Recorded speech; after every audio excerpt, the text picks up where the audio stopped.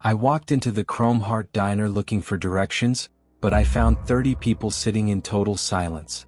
It took me 5 minutes to realize they weren't people, they were mannequins. And it took me 10 minutes to realize one of them was wearing my watch. The silver expansion band was unmistakable. It had the same deep scratch across the face from when I dropped it on the gravel outside. But as I reached out to touch the cold, porcelain wrist of the figure in the booth, the ticking stopped. Not just on the watch, but the entire room went dead silent. The low hum of the refrigerators, the buzzing neon, the wind outside, it all vanished. That's when I noticed the booth across from him. There was a plate of steaming cherry pie and a fresh cup of coffee, the steam rising in a perfect, unmoving spiral like it had been frozen in glass. And sitting right there, staring at the empty seat across from it, was a mannequin that looked exactly like the person I'd been talking to on the phone just 5 minutes ago. It was wearing their clothes. It had their exact haircut. And in its hand, it held a phone that was still glowing with a missed call, from me. The road didn't just end, it simply stopped making sense. Elias had been driving for 6 hours, the pine trees of the Pacific Northwest blurring into a rhythmic, dark green wall. Then the canopy broke and the world turned blindingly white. The Chrome Heart Diner sat in a clearing of bleached dust, its stainless steel exterior reflecting the midday sun like a fallen star. It was a perfect relic, mint-condition 1950s architecture, complete with a neon sign that buzzed with a sound like a swarm of angry hornets. Elias pulled his sedan onto the gravel. His watch had stopped at 12 p.m. exactly. He stepped out into the heat, which felt artificial, like standing too close to a heat lamp. The static silence. Inside, the diner was a symphony of almost. The air didn't smell like burgers or grease. It smelled of ozone and freshly poured wax. "Table for one?" Elias called out, his voice swallowed by the heavy acoustic tiling. The diner was full. Every red vinyl booth held a figure. A man in a gray flannel suit was tilted back in a laugh that never ended. A teenager in a varsity jacket held a burger an inch from his open mouth. A young woman in a polka dot dress stared intently at a jukebox that wasn't plugged into anything. They were mannequins, not the hollow plastic kind found in malls, but hyper-detailed, porcelain-smooth figures with glass eyes that seemed to track the light. At the counter, the waitress stood with her back to him. Her uniform was a crisp, unnatural mint green. She was pouring coffee into a heavy ceramic mug. Elias walked closer, squinting. The liquid wasn't coffee. It was a thick, iridescent silver, molten chrome that flowed in a perfect, silent ribbon. The mug never filled. The liquid simply vanished at the rim, a looped glitch in reality. The first shift. "Hello." Elias reached out, his hand trembling as he touched the shoulder of the man in the gray suit.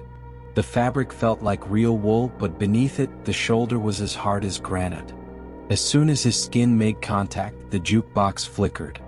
A low, distorted hum filled the room, not music but the sound of a crowd.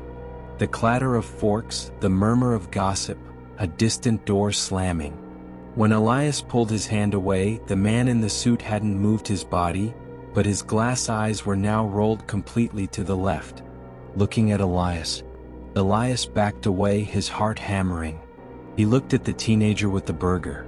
The burger was gone. In its place, the mannequin was holding a Polaroid photo. Elias leaned in, despite the screaming instinct to run.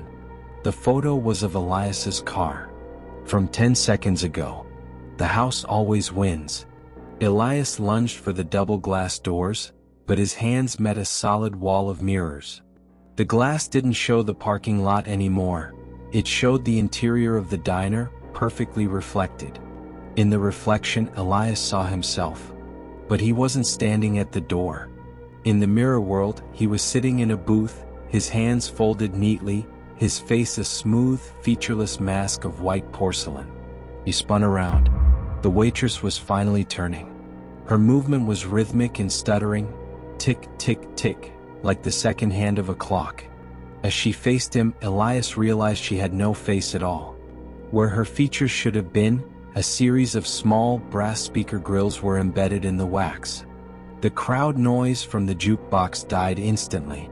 From the waitress's face speakers came a sound Elias recognized with a jolt of pure ice. It was the sound of his own heavy breathing, recorded and played back in a loop. "Table for one?"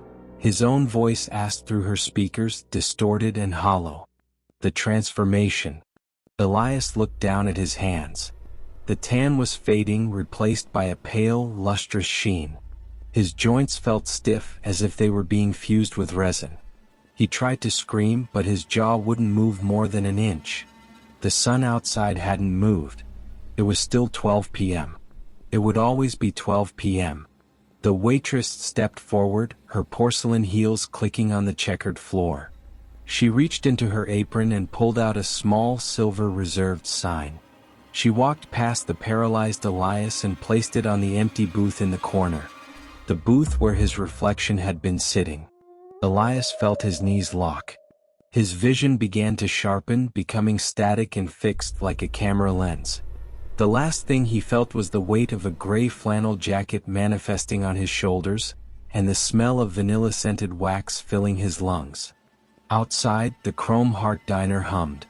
A new blue dot appeared on a GPS 10 miles down the road, heading toward the clearing where the sun never sets.